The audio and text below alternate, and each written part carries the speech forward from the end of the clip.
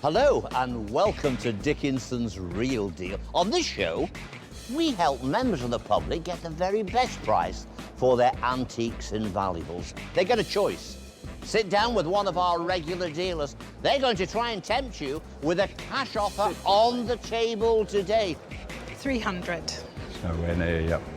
You don't have to accept it if you don't want to. If I advise you to have a gamble, you can go to the auction and maybe get a little bit more money there. Today the show comes to you from Derby. There's a great crowd of people here. They've turned up with their antiques and their collectibles. They're eager to do business. You know why? They want to walk away with the real deal.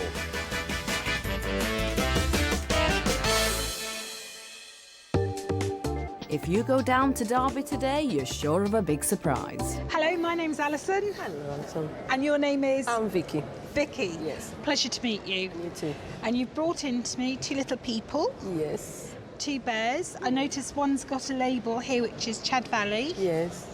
And they're a plush bear. Yes. Probably, I would think, 50s, 60s. Would that sound about right? Or a little later? I don't know much about them. I just found them in the garage when I was clearing up. They've been in the garage. Yes. Well, they're quite good condition in a damp garage, aren't they? Okay. They're both articulated. Mm-hmm. And why are you selling them?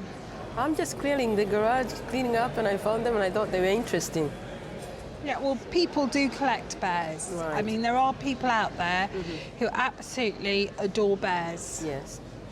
So if I buy them, what will you do with the money? I'll probably go shopping, buy more jewelry. Jewellery. You can't go wrong with jewellery, can you?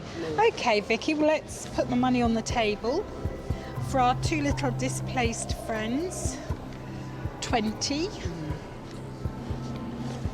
40. Right. Bit more.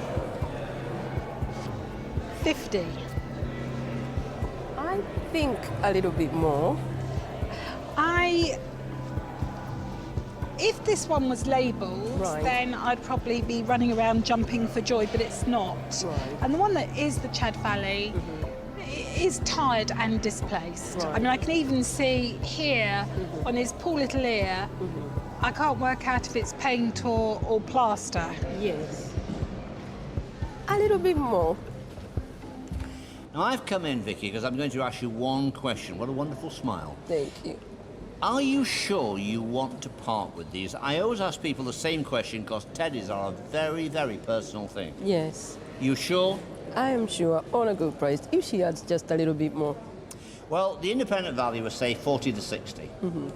So, in fairness, Alison is right in the middle area there. Right. They're commercial. There will always be someone for a teddy. And remember, a teddy is with you for life, so you look after your teddy. Are you sure you want to sell your teddies? Yes. Right, Alison, go to it. OK, well, I'm at 50 and I shan't be budging. This lady is not for moving. So, what would you like to do?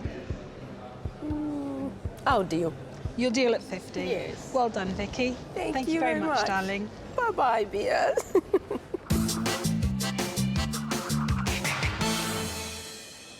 With the bears off to a new home, we cross over the Den. Will Michael be going for gold? Lynn, you put one of my favourite items in, sovereigns and gold. Sort of thing I can buy all day long. Why are you selling it? I don't wear it. My mum left it to me. She died 18 months ago, unfortunately, and she left it to me in a will. Yeah. It's not something that I would wear. I prefer smaller items of jewellery rather than the big showy ones. So rather than just leave it in a jewellery box, I thought I'd sell it.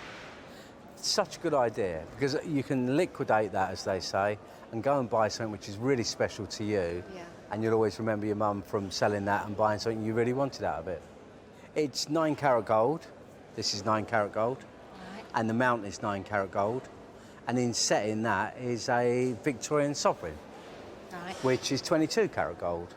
And in all honesty, this sort of stuff is bought and sold at scrap. I'm sure you knew that anyway. Yeah, yeah. It's weighed. We've got 10 grams of 9 carat, and we've got the sovereign, haven't we? So what are you going to do with the money then? Buy another bit of jewellery? No, before my mum died, she wanted to go in a hot air balloon. Yeah. So I thought I'd do something in memory of my mum. So it's going to be a hot air balloon trip. Fantastic. Well done you. Well, then I'm definitely going to give you enough for a hot air balloon trip. How much is it? I'm not telling you. Well, how much does it go to go in a hot air balloon, It's roughly? around about £200, depending on where you go. I'm going to give you enough for that, and I'm going to give you enough for a nice dinner afterwards and a nice bottle of wine. Lovely. So here we go. It's quite easy. It's 50, 100, 50, 200, 250, 260, 270, £280. That leaves a small profit for me when I scrap it. You want a deal on that? Yes, I think I will, and I think she'd be pleased I was doing something nice with it. I am touched that you're going to do something which she wanted you to do, because the hot air balloon, have you ever been up in one? I haven't, no. Whoa, they're scary. Yeah. But just think of all the money I paid you when you get up there and think, I wish I hadn't have done this. It's Thank been a you very pleasure. much. Oh, my pleasure, Lynn. Thanks for the deal. Thank you.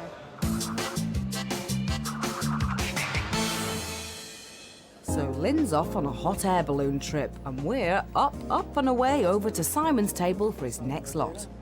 Now, Bob, you've brought this album in, which is sort of a mixture of postcards and photographs, I believe. Correct. And how did these come into your possession? I got them after my mother passed away, and I believe she got them from her sister. What I don't know is where she got them from. My grandfather would have been alive, obviously, around the First World War, whether it is anything to do with him. Right. But Well, that's quite helpful, because basically they look like they sort of date from around that period, don't Yeah, they? So yeah. we're talking about early 20th century. Yeah. I particularly like this one of the dog with the trophy that it's won. I don't know if it's Crufts, but the trophy's bigger than the dog, isn't it? Yeah. And then the other ones that caught my attention, I really like this one of sort of a hero or a clown from the time as well.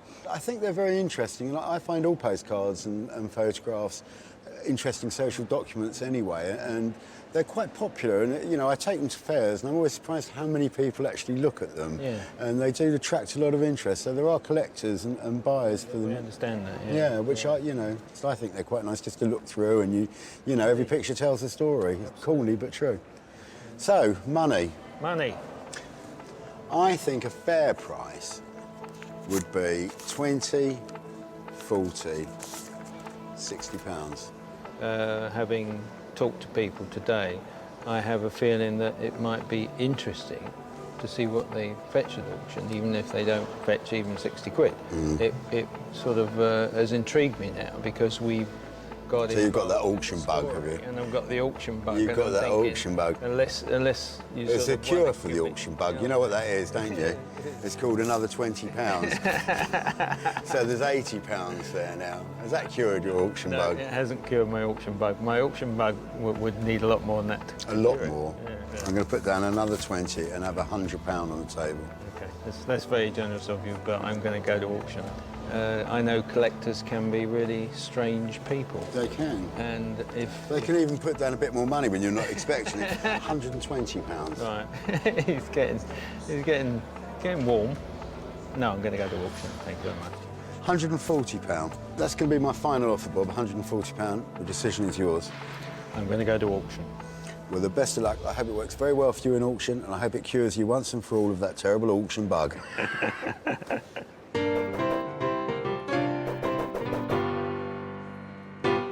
Simon really tried hard there, but Bob was determined to go to auction. Will his gamble pay off? Let's find out as he goes under the hammer of auctioneer Stephen Iredale.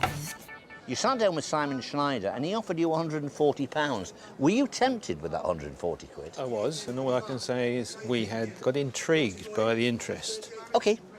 Well, you've taken a bit of a chance because it's 80 to 120, the estimate, and there's a reserve of 80. The question is, were you right? Is it going to get over the 145? Well, let's find out. Really interesting little World War I and late 19th, early 20th century album of photographs and postcards, and £80 to start it. £80? Any bids at £80? 80 I'm bid. 5 do I see? We're at 80.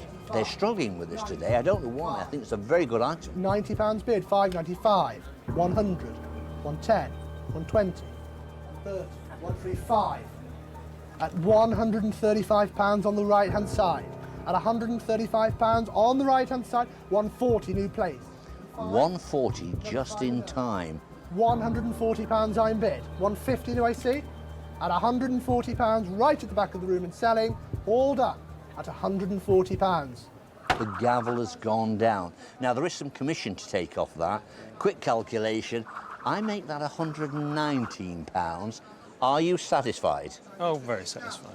At least you know now they probably weren't worth a lot more. And to you, Simon, you were right on the money, and that was the real deal.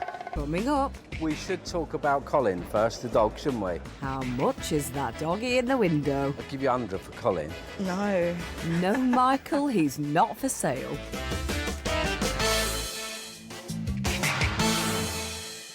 Welcome back to Dickinson's Real Deal.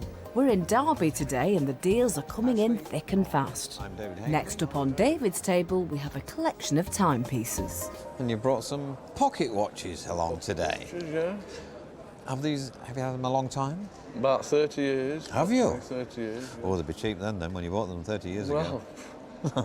Well, fairly, but probably about £15 each, that was what they were Right, then. yeah, they were, yeah, that's right. I've had hundreds and hundreds of pocket watches. Oh, yeah. Good ones, bad ones, A indifferent. few, yeah. And why are you selling them today? Well, I got bored of them, I suppose, like, you know, I've got loads of them and... Have you? Yeah, so I got a bit bored of them, you Let know. me get my glasses on here and have a good look at them. Well, the first one here is an American Waltham. Yeah, Very famous make. probably about 1890, 1900, is it? That's right, it's a key wine, so it's pre-1900, I would guess. These marks in here look like silver marks, but they're not. But they're not. I thought they were. And this is the only one out of the three that's got the dial that's perfect. This one's a lovely watch, a nice standard silver cased watch, key wind, you know, around about 1900-ish or 1890 could be. Made in got, London, that I've one. got the keys here. But dial's damaged. A little bit, yeah. Not much, though. Well, it's damaged. And this is the best one of the lot. This is a silver cased chronograph. There you go. And Lot of a silver lovely, in that. lovely dial, but Yeah. damaged, isn't it? Saying You know? hello. So badly damaged, I mean. Well, not that bad, there's a few airline cracks in it. Well, I would describe it as badly damaged, but there we are. I'm a bit spoilt, I think. I've had some great watches. So, you won't want a lot of money for these, will you? Well, it Actually- depends what not a lot is, isn't it? Well, they're not great watches, these. Well, no, I'm not expecting thousands. OK, then I'll get some money out then. Okay. I think you know what they're worth, actually, don't you? Well, So, what about £30? oh no. No? Now, that perfect would be worth in the £100 mark. Shame, isn't it? But you see, you can't do anything about the dial, actually. No, it's a shame. So you've heard all the hard luck stories, and I'm going to offer you for these 40 quid. No. See, in that's a heavy watch, that. There's 2.5 ounces of silver in that. Better give you a bit more money then. So, what have we got? £40. I think I want to give you for these £70, actually. And I'm 70. getting to about there where we want to be, I think. I'm a really good buyer of watches. Yeah, I know you fancy watches, you know, I still like them, but... I want them better than this, you know? Is that Full and final offer? It's my final offer today. Full and final. As much as I love a watch, Well, go on then. Go on. That's not bad. Thank you very Thank much. you, that's fair dues, isn't it? I'm glad to see you smiling after I've done the deal. Well, it's been not bad, has it? Good. On Alison's table is a space medallion, but will her offer be out of this world? And Judy. Pleasure to meet you, Judith. And you've brought me in man's first landing on the moon medallion. Did you buy it from new? Yes. So that would have been 1969. Don't remind me. It's a long time ago. It does seem a long time, because I remember my mum and dad brought a colour television for this special event, And we had people that just turned up from all around us to watch. And I came home from school and the lounge was just full of people I didn't know. And I felt very uncomfortable with the whole thing and couldn't work out what all the fuss was about. Yes, yeah. And so what made you buy this? Well, it was the in thing at the time, you know, to commemorate anything. I've got one, I think, of Charles and Diana's wedding and that as well. So at the time it was the thing to do. Well, its weight has a great bearing at the moment because it's 2.5 ounces and silver's high, Yes. as is gold. I noticed that there's 2,500 of these particular medals made, but they were, although this company made 2,500, there were many other companies that made similar things in gold and silver and aluminium. Yeah. It's got a full silver hallmark. And it's got a Apollo 11 on the back. It's interesting, really, because we've had our last space shuttle, so I think in that respect, these surely must take on, over time, a greater value, or would hope so. So it's all down to the money, isn't it? The money, honey. Yes. Do you recall what you paid for it? No, I mean, it's going back quite a few years. Okay, so we've got 20, 30, 35. No. You want a lot more for it than that? Well, 40. I think £40, well, £40 is all that I'm prepared to pay for it. You sure? I am sure. I think I'll take it. You take the money, that's excellent. All right, and I'll see if I can find a good home for that. All right, thank you. All right, thank you very much. Thank you.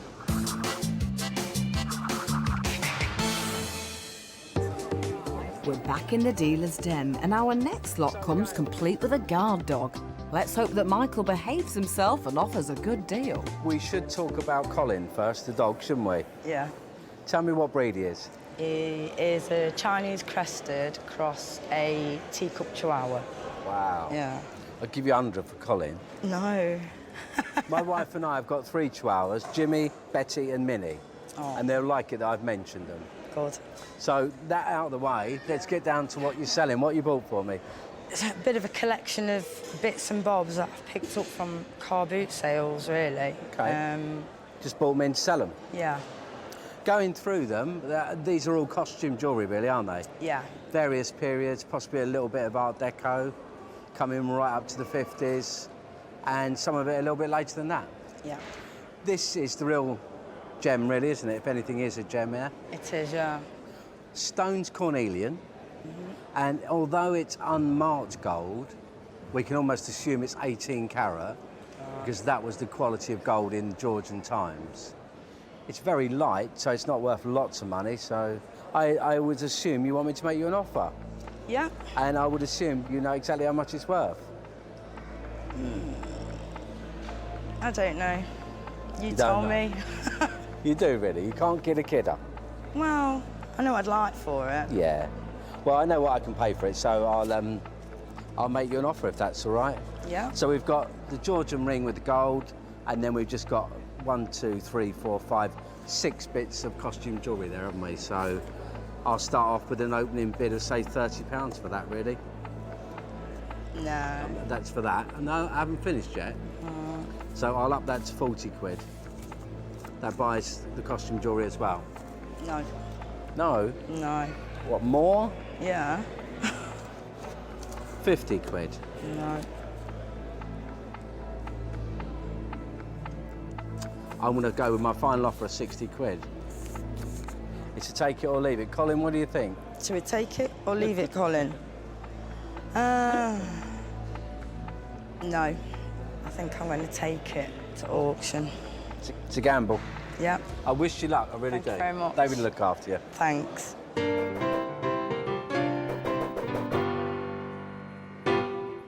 Every dog has its day, but today wasn't Michael's. So it's off to auction for Gail, her costume jewellery and, of course, Colin. On the dealer's day, you sat down with Michael Hogburn. Mike Hogburn said 60 quid. Why did you turn down the £60? Come on. Well, You thought you could get more, couldn't you? it wasn't just that, Colin. It was Colin. It was Colin? Yeah. What did you think, Colin? No. Colin, did you think that you could get more if you came to auction? Yeah, I think Colin says he thinks it can go better. So we're listening to dogs now on the programme. It's coming up now. Is Colin right? Lot number 805 is the very early 19th century intaglio seal, etc. Nice little mixed lot of jewellery here, and it starts with me at £40 and 5 do I see? 45, 50, 5, 55, 60 and 5. 65, 5, Colin. 70 and 5. You were right, Colin. 75, how's it? 75, and you were right. At £75 and 80 now. At £75 all done. At £75 and selling. OK, 75 quid. Take off the commission, it's close to £64. Are you satisfied with the £64? Yeah. You are? Colin, are you satisfied with the £64? Yes, I think he is. Yeah. Now we're all satisfied, and £64 is the real deal. OK, Col? Right. Well done, Colin, for making the right decision. Coming up, Michael tries the straight-talking approach. OK, well, I'm sure you know it's not worth lots of money. But that's how good the news could be, £10. A bit more. Will he get a ticking off?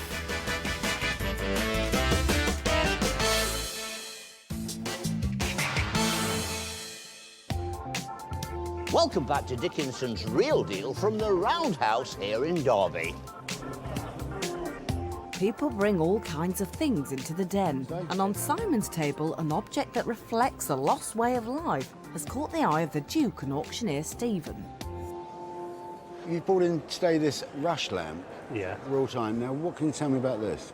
I bought it 20 years ago and it cost me about 150 at that time. I just bought it because I liked it.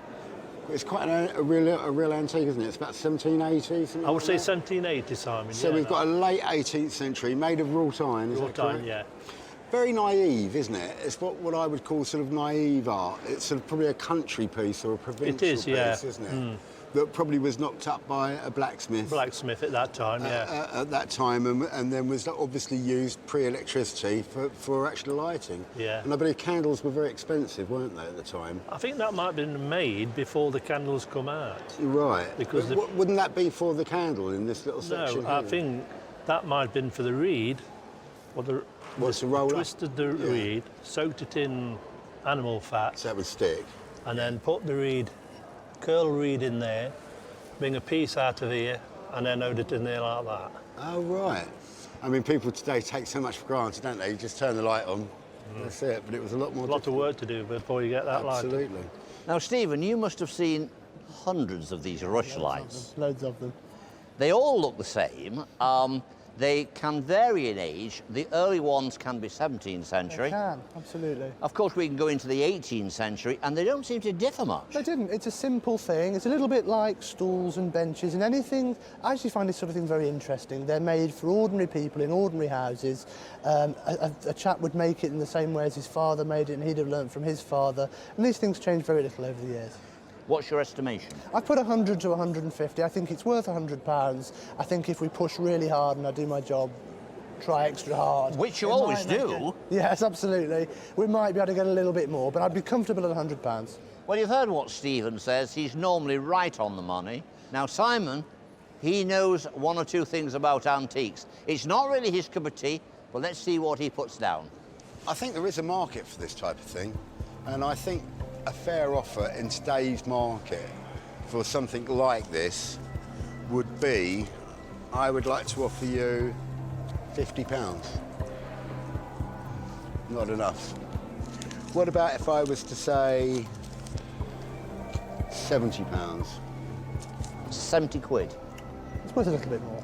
It's worth a little bit more than that, and I think I need to get in there and tell our seller it's worth something within the 100+ mark.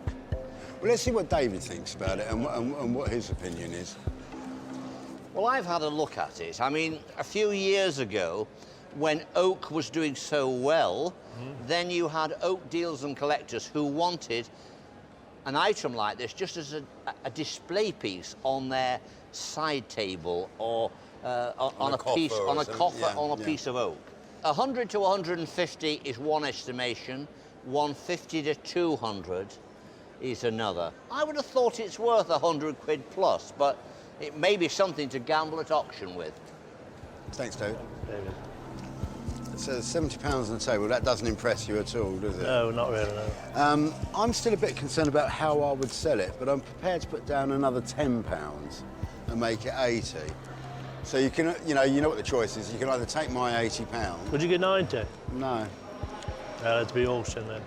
Well, I hope it does better than my rotten offer, and thank you very much for bringing it in today. Thank you, Simon.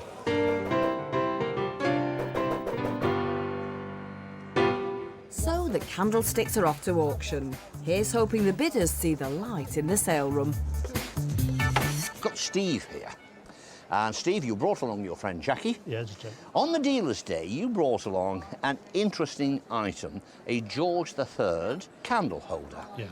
It's here in the sale room. I think it's perfectly estimated, 100 to 150, and it has a reserve of 100 quid on it.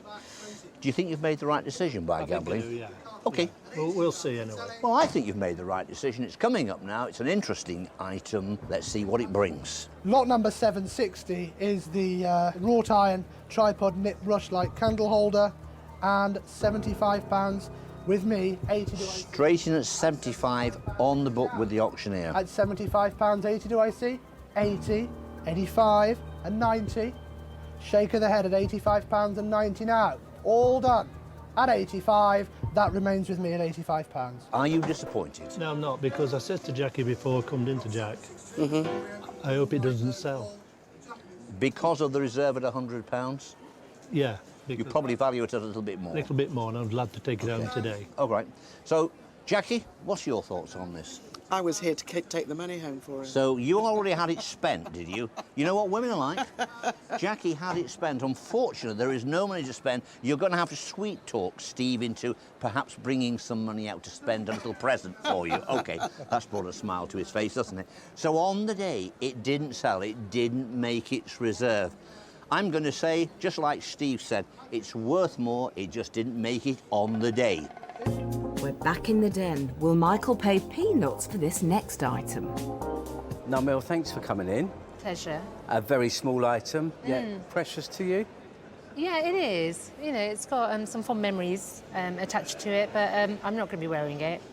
So hence, it'd be nice to go to a good home. It's very childlike, isn't it? So It is. Were you giving it as a present? No, my mum picked it up from some kind of market stall. Oh, OK. And we just had it in the, drawer. Kicking around. Well, you obviously know it's Snoopy. Yes. And that sort of Disney type character, well, it's not a Disney character, but those sort of character watches. Yes. Pretty sort of 70s, 80s, even 90s. They're doing them now with Simpsons, aren't they? So yes, they are. There's a lot of them been made. It's not a rarity, I'm sure you know that. No, it's just fun, isn't it? It is fun, spot on. Shame there's no strap. Well, if I'd known, I could have You'd have got made a strap. one. I could have got a canary kind of yellow strap. You could have done I that, thought couldn't you? each to one's own taste there. Yeah, too right. These sort of movements, I mean, I don't even know if it works or not really, but it's in quite good It condition. seems to be working because the ball is going round. Oh, OK. Yeah, quite clearly. So that's in working order, we call it? It's definitely in working order, yeah. OK, well, I'm sure you know it's not worth lots of money. But that's how good the news could be, £10. Seriously? Yeah. I thought it was a bit more than that. How much more? I thought at least 30, 40. Please. Well, I made all the effort to come in and... Well... a bit more. 15. What have you got in front? Is that a 10? Yeah, that is a 10. That's a 5. And £15 is quite a sensible offer for that. I think you can do a wee bit better. How wee is wee? 25, 30. I can't do 25. I'll leave it to you. I'll go 20 quid. OK. I must be crazy. No, you know what? I'm in a generous mood. Yeah. I think I'm happy with that. Are you going to do a deal? Yeah. As you're in a hurry and all that. £20. Thank you very much. Thank you.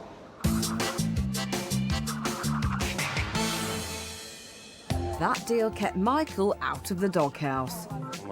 Now, over to David. So you brought a little book along here, I can see that. Yep. Tell me something about it. I don't really know much about it. I know that it was published in London in 1823. Is it something you've had a long time? No, I've only had it about 2 months. Oh, have you? Yeah, not long. Where did you buy this from? PDSA charity shop. Oh, charity shop, yeah. These things turn up, don't they, in charity shops, yeah. The lovely thing about a book is the spine and the binding here. And sadly, you know, it's just suffered a lot here, hasn't it? Yeah, that's right. Because it's very, very important, the original binding, leather binding, and it would have been lovely, wouldn't it? You know, all these lovely ribs on the spine. Yeah, that's right. So we'll open it up and have a look. And we've got the little steel engravings here in the front. They're beautiful, aren't they? Yeah. And the book is The Seasons, and James Thomson was a very, very famous Scottish poet, and he moved down to London and later in his life. And this book has been published many, many times by different companies. And I see there was one for sale at the moment, in Italy, something around £400. But of course, the condition and when it was actually printed makes all the difference. Yeah. So shall I get some money out and try and tempt you? Yeah, that's fine. You're not really talking to the book expert here, but we'll see what happens. So, is the tenner any good? No, I'm sure you could go a bit more. It's made you smile anyway. Yeah. I bet you're on profit. What about 20 quid? How many having a gamble? Go a bit more. I don't fancy it for a lot more. To be honest, it's the condition of this is the spoiler for me. I mean, this is a thing that maybe an auction could do very well. I'm not sure. Yeah. I'm just having a bit of a gamble. Go a little bit more. I don't really fancy it for any more, Martin. Not another £5. And we'll have a deal. Well, for a £5 I won't miss it, Martin. Come on, if we're going to have a deal. OK, Martin, there's £25. You must be on a bit of profit, aren't you? Yeah, £5 I paid for it. Good show. You're going to do that every week. Enjoy the money. Thank you.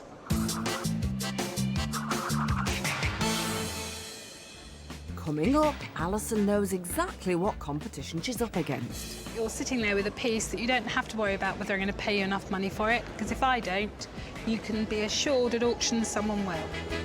Find out if Alison comes out on top in just a few minutes.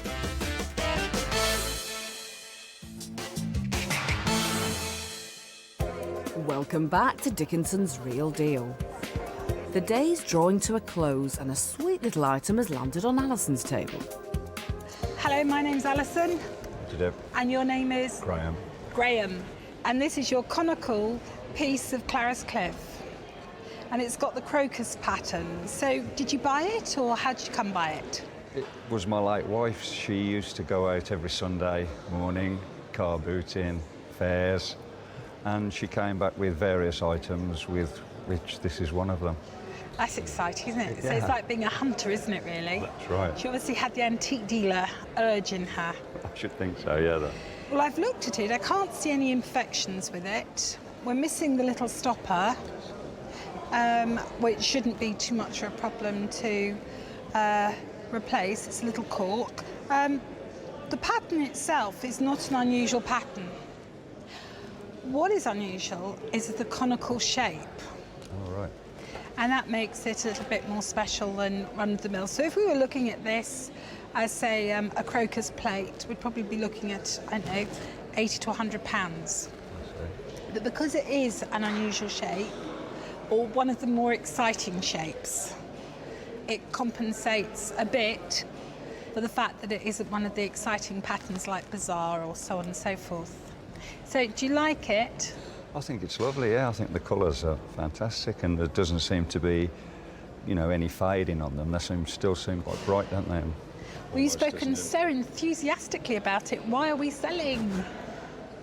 It's just not my sort of thing, and if I have them around, I'm liable to break them or knock them off. I'm so clumsy, you know, so I think that maybe it's the time to sell them. OK, so we're going to let this little piece go. And whether you sell it to me or not, it is something that people want to buy. So you're sitting there with a piece that you don't have to worry about whether I'm going to pay you enough money for it, because if I don't, you can be assured at auction someone will. Okay. All right? So I should put the money on the table. 50. No, that wouldn't be anywhere near enough of that. 100. 150. It's nowhere near yet. Oh, you know your Clarice Cliff prices then. Well, I've had a little bit of interest with my daughter on the internet, so I've got a rough idea of what they may fetch. 170. No. I wonder if your wife realised when she went out picking up her little bits and pieces, did she recognise the commercial name and the potential of Clarice Cliff, or did she just think, oh, that's nice, crocus pattern, just look at that shape for the sifter? I'll tell you what our independent valuers and the auctioneers say. 250 to 350, 3 to 4. And that's where it is. What's on the table at the moment is not enough. Stay with it. Try and persuade our dealers to give you more money, but if you can't get it, we'll go to auction, and I think we'll find a good Clarice Cliff buyer. So we'll carry on, shall we? Okay. 190. 195. 200. 300. Not a higher at all. Not a little higher. You go. I think I've to go come back higher. in here now because I have to say to you, we have a professional dealer here, Alison. She's a canny girl. You know, those fivers came out, they just trickled out. Would you take a 50? Would you take 100? But I'll give her a due. She's thrown 100 quid in now. Get that down. Now you've got £300 down. I have to say this to you. I think the money is on the table. And so I'm going to say to you, think carefully and make up your decision. So that's your final offer then, yes? Yes, it is. I mean, to me, this is like money in the bank. Money in the bank. It's what everyone wants. Everything that David said is utterly true. Yeah. I think I'll accept your offer then. Sure? Yeah. All right So- then. Excellent. We've got a deal. Okay, thank you very much. Thank you very much. Thank you, Graham. Thank you.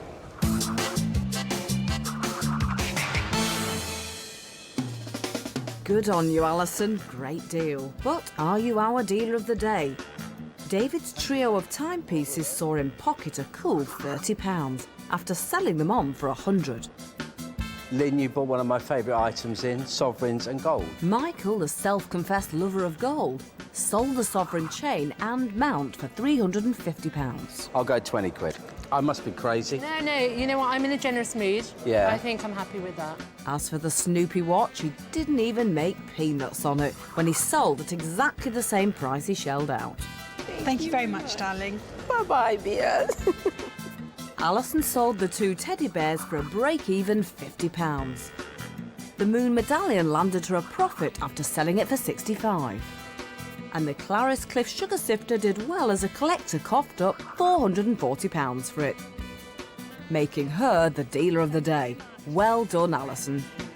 We've had a great day here in Derby. There's been plenty of action, just the way we like it. Lots of bidding and lots of buying. Don't forget to join me, David Dickinson, next time for Dickinson's Real Deal. Bye for now.